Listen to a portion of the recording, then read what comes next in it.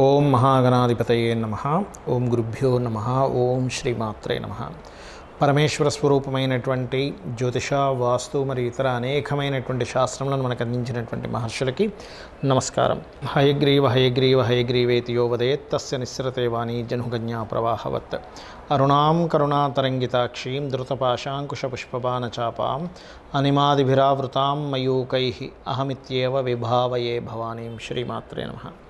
ప్రేక్షకులకి లలితాంబిక అమ్మవారి యొక్క అనుగ్రహం పరిపూర్ణంగా కలగాలని మనస్ఫూర్తి కోరుకుంటూ, మనకి సూర్యగ్రహణము 2వ తేదీ అమావాస్య నాడు చాలామందికి సందేహం ఏంటంటే అసలు మనకు ఉందా లేదా అని అడుగుతున్నారు. మనకి ఇండియాలో లేదు, ఇది గుర్తుపెట్టుకోండి. దీని గురించి ఏమీ భయపడాల్సిన పని లేదు. దీని టైమింగ్స్ వచ్చేసి రాత్రి 9:15 నుంచి 3 గంటల ప్రాంతం వరకు ఉంది. అంటే మనకి రాత్రిపూట సూర్యగ్రహణం వస్తే మనకు లేదు, అర్థం చేసుకోండి. గ్రహణం అనగానే భయపడకండి. మహర్షి చెప్పినటువంటి కాన్సెప్ట్ ఏంటంటే గ్రహణం అంటే భయపడడానికి కాదు, గ్రహణం జపం చేసుకునే సమయం.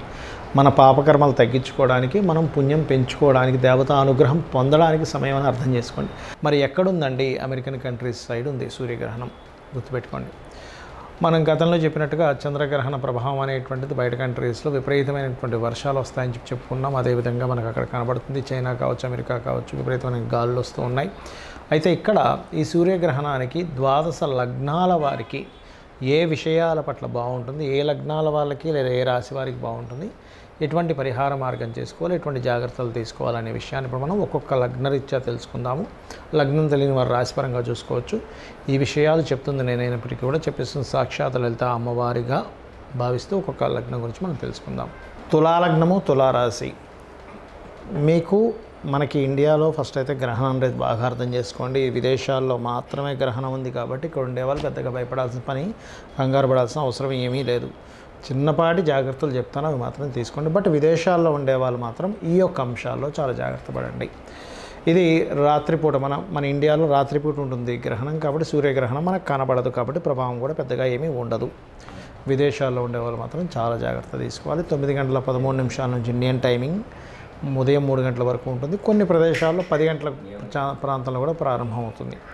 అయితే మీరు జాగ్రత్త తీసుకోవాల్సింది తులాలగ్నము లేదా తులారాశి వారు ఇన్వెస్ట్మెంట్స్ ఎక్కడైనా మదుపులు పెట్టేటువంటి విషయంలో ఈ 40 రోజులు జాగ్రత్తగా ఉండాలి. జీవిత భాగస్వామితోని, లైఫ్ పార్ట్నర్స్తో కావచ్చు, బిజినెస్ పార్ట్నర్స్తో కావచ్చు, వాళ్ళతో కొన్ని చికాకులు లేదా వాళ్ళకి చికాకులు, వాళ్ళ వల్ల కొంత డిస్టర్బెన్సెస్ రావడం అనేది కూడా ఇస్తుంది తులాలగ్నం వారికి. కాకపోతే లగ్నంలో శుక్రుడు ఉన్నందుకు కొంత మీకు కాపాడుతుంది. తండ్రి గారి ఆస్తికి సంబంధించినటువంటి అంశాల్లో, తండ్రి ఆస్తికి సంబంధించినటువంటి విషయాల్లో కూడా కొంత జాగ్రత్త తీసుకోవాలి, గుర్తుపెట్టుకోండి. అనవసరమైనటువంటి ఖర్చులు ఒక్కోసారి చూడు, మనం ఇక్కడ అసలు ఖర్చు పెట్టాల్సిన అవసరం లేకపోయినా ఖర్చు పెట్టాల్సిన పరిస్థితి వస్తూ ఉంటుంది. అటువంటి విషయాల్లోని మరియు మీరు చూడండి, ఒక్కోసారి ఏమవుతుంటుందంటే కొన్ని విషయాల్లో కొన్ని తొందరపాటుగా కొన్ని జరుగుతూ ఉంటాయి. అటువంటివి జాగ్రత్త పడాలి, గుర్తుపెట్టుకోండి. అయితే ఇక్కడ మీకు చంద్రగ్రహణం 6వ స్థానంలో జరిగి చాలా మంచి ఫలితాలు ఇస్తుంది. అంటే ఏమిటి, కాంపిటీషన్ ఇట్లాంటి వాటిల్లో అతి శుభ ఫలితం ఇస్తుంది. కానీ సూర్యగ్రహణం మాత్రం విదేశాల్లో ఉండేటువంటి వారికి ఈ విషయాలు జాగ్రత్తగా ఉండాలి. మరి దీనికి ఏమిటండి, ఈ 40 రోజుల వ్యవధిలో మీరు, నేను ఆఖరిలో వీడియోలో దానం ఏమి ఇవ్వాలో చెప్తాను, ఆఖరి వరకు వినండి. దానం కూడా చెప్పాను. మరియు మనకి లక్కీగా అమావాస్యతో కూడినటువంటి రోజు, సహజంగానే అమావాస్య నాడే వస్తుంది సూర్యగ్రహణం, చంద్రగ్రహణం పౌర్ణమి రోజు వస్తుంది. కాబట్టి మీరు ఈ 40 రోజులు ఏదైనా ఆలయంలో సేవ చేయండి. దీంతోపాటు మీరు ఎక్కువగా కాళికాదేవి యొక్క మంత్రము లేదా కాళికాదేవి యొక్క అష్టోత్తరము ఓం కాళికాదేవ్యై నమః అనే నామస్మరణ చేయండి. అన్ని విధాలా మీకు బాగుంటుంది. గ్రహణం తర్వాత గ్రహణ దోషం ఉన్నటువంటి వారు ఏ దానాలు ఇవ్వాలి?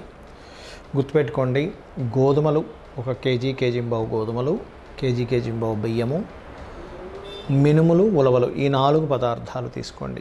అదేవిధంగా సూర్య ప్రతిమ, చంద్ర ప్రతిమ అని ఉంటాయి మనకి పూజా సామాగ్రి స్టోర్స్లో దొరుకుతుంది. అదేవిధంగా మీకు నాగపడిగ ప్లస్ దీంతోపాటు ఒక ఇత్తడి గిన్నె, చిన్న ఇత్తడి గిన్నె తీసుకొని దాంతో నెయ్యి కూడా, ఆవు నెయ్యి కూడా పెట్టి, స్వచ్ఛమైన ఆవు నెయ్యి పెట్టి వీటిని దానంగా ఇవ్వాలి. మరి ఎప్పుడు ఇవ్వాలి? గ్రహణం అయిపోయిన తర్వాత ఆ రోజైనా ఇవ్వచ్చు. అదేవిధంగా మనకి నెక్స్ట్ డే కూడా ఇవ్వచ్చు, ప్రాబ్లం ఏం లేదు. అయితే ఈ గ్రహణ ప్రభావం మాత్రం 40 రోజులు ఉంటుంది, గుర్తుపెట్టుకోండి. మరి ఇక్కడ చాలామందికి ఏమండి మనకి నాకు డేట్ ఆఫ్ బర్త్ లేదు, టైం లేదు, నాకు అసలు ఏ రాశో కూడా తెలియట్లేదు, అలాంటప్పుడు నేను ఇవ్వచ్చా అని అడుగుతూ ఉంటారు. ఖచ్చితంగా ఇవ్వచ్చు, దోషమేం లేదు. అదేవిధంగా ఏ రాశో కూడా తెలియనటువంటి వారు జాగ్రత్త తీసుకోవాల్సింది ఏమిటి అంటే ముఖ్యంగా అప్పుల విషయంలో జాగ్రత్త పడాలి. సూర్యగ్రహణం న్యాచురల్ 6th హౌస్లో జరుగుతుంది కాబట్టి అనవసరంగా లిటిగేషన్స్లో ఇరుక్కుంటాను అనుకునేటువంటి విషయాల్లో జాగ్రత్త పడాలి. అంటే మనం ఊరికనే పోయి ఇందులో లిటిగేషన్స్ ఇరుక్కుంటాం, అటువంటివి ఏమైనా ఇరుక్కుంటామో లిటిగేషన్స్ అనుకునే విషయాల్లో చాలా జాగ్రత్తగా ఉండాలి. మీకు date of birth, time of birth లేనటువంటి వారు ఆరోగ్య సంబంధించిన విషయంలో జాగ్రత్త పడాలి. ఇది ఒకటి గుర్తుపెట్టుకోండి. అదేవిధంగా మనకు ఆ రోజు అమావాస్య కూడా వస్తుంది కాబట్టి అమావాస్య నాడు అమ్మవారి ఆరాధన చాలా మంచిది. మరియు ఈ అమావాస్య తర్వాత మనకి నవరాత్రులు వస్తున్నాయి కాబట్టి అమావాస్య రోజు పాటించాల్సింది కూడా ఏమిటంటే మీరు చక్కగా మధ్యాహ్నం పూట అంటే నెక్స్ట్ డే మనకి అమ్మవారి నవరాత్రులు స్టార్ట్ అవుతున్నాయి కాబట్టి మధ్యాహ్నం పూట నెయ్యి కలిపినటువంటి అన్నాన్ని తీసుకోండి. ఇది శాస్త్రంలో ఉన్నటువంటిది. రాత్రికి పలహారం తీసుకోండి. అలాగే అమావాస్య నాడు పూర్తి లలితా సహస్రనామాలు శ్రవణము లేదా పఠనం చేయండి. ఏమండి నేను ఆకలితో ఉండలేను అని అనుకునేటువంటి వారు పాలు లాంటివి తీసుకోవచ్చు ఉదయం పూట. అంటే మధ్యాహ్నమే చేయమన్నారు, ఉదయం అమావాస్య ఉండమన్నారు కదా ఉపవాసం అనుకుంటే ఒకటి శాస్త్రంలో ఏంటంటే చిన్నపిల్లలు, రోగగ్రస్తులు, అదేవిధంగా బాగా ఏజ్డ్ పర్సన్స్ ఉండాలని రూల్ ఏం లేదు. ఉపవాసం వాళ్ళకి శక్తి ఉంటేనే ఉండమని చెప్తుంది శాస్త్రం. అదేవిధంగా అమావాస్య నాడు బెల్లము, క్యారెట్స్ గోవుకి తినిపించండి. నవగ్రహాలకి ముఖ్యంగా నాకు ఏ డేట్ ఆఫ్ బర్త్లు ఏమీ లేవనుకునేటువంటి వారు ఇంకో రెమెడీ కూడా చేసుకోవచ్చు. ఏమిటది? గ్రహణ ప్రభావం పడకుండా ఉండాలంటే ఈ 40 రోజులు ఉంటుందని చెప్పాం కదా దీని ప్రభావము. వీలున్నప్పుడల్లా కూడా రోజు పెడితే ఇంకా మంచి దీపారాధన నవగ్రహాలకి. లేనట్లయితే రవి, చంద్ర, రాహుకేతు గ్రహాల దగ్గర దీపం వెలిగించండి. ఎందుకంటే చాలా ప్రదేశాల్లో దానం తీసుకునే వాళ్ళు ఉండరు. ఇంకొన్ని ప్రదేశాల్లో అయితే, విదేశాల్లో అయితే అసలు గ్రహణం దగ్గర నవగ్రహాల దగ్గర దీపమే పెట్టినవరండి అంటూ ఉంటారు. అలాంటప్పుడు దానికి దూరంగా ఒక ప్రదేశం ఉంటుంది దీపం పెట్టడానికి. అక్కడ మీరు ఇది రవికి, ఇది చంద్రగ్రహానికి, ఇది రాహుకి, ఇది కేతువుకి అని కూడా పెట్టవచ్చు దీపం, గుర్తుపెట్టుకోండి. ఇలా చేసినా సరే దోషం పోతుంది. అలా కాదు పేదవాళ్ళు ఉంటారు ఎవరైనా, వాళ్ళకి ఏదైనా సరే భోజనం గ్రహణ దోషం పోవాలనే సంకల్పం చేసుకుని భోజనం వాళ్ళకి తినిపిస్తే కూడా ఆ దోష ప్రభావం పోతుంది. అంటే ఇక్కడ మీరు పుణ్యం సంపాదించుకున్నారు కదా, ఈ పుణ్యం వెళ్ళి అక్కడ దోషాన్ని తగ్గిస్తుంది. ఒకళ్ళ ఆకలి తీర్చినందుకు ఇలా చేయండి. అదేవిధంగా ఇక్కడ ఏంటంటే గ్రహణ సమయంలో చాలామంది ఏంటంటే ఏమండి ప్రెగ్నెన్సీతో ఉండేటువంటి లేడీస్ ఇక్కడ మనం ఉండాలంటే ఇండియాలో ఏమీ ఉండక్కర్లేదు. ఎందుకంటే ఇండియాలో రాదు ఈ గ్రహణం. బయట దేశాల్లో ఉండేటువంటి ప్రెగ్నెన్సీ లేడీస్ మాత్రం జాగ్రత్తగా ఉండాలి. అందులో ప్రధానంగా సూర్యగ్రహణం ఇక్కడ జరుగుతుంది కాబట్టి ఎవరెవరు ఎక్కువగా జాగ్రత్తగా ఉండాలి? వృషభ లగ్నం వారు లేదా వృషభ రాశి వారు మెయిన్గా జాగ్రత్తగా ఉండాలి. లేదా కన్యవారు, ఎందుకంటే కన్యలో గ్రహణం జరుగుతుంది కాబట్టి కన్యవారికి ఎక్కువ ప్రభావం ఉంటుంది. కన్యకి, వృషభానికి, మకరానికి ఎక్కువ ప్రభావం ఉంటుంది. ఇంకొంచెం ప్రభావం సింహానికి, తులకి ఉంటుంది. కానీ మంచి మాత్రం మేషలగ్నానికి ఉంటుంది, మంచి కర్కాటకానికి ఉంటుంది, వృశ్చికానికి, ధనస్సుకి మంచి ప్రభావం ఉంటుంది సూర్యగ్రహణం. కాబట్టి ఇవి చేయండి ఖచ్చితంగా. మీకున్నటువంటి ఇంకోటి ఏంటంటే గ్రహణము అనగానే మహర్షి మనకు చెప్పిన కాన్సెప్ట్ ఏంటంటే ఇది ఒక యోగం.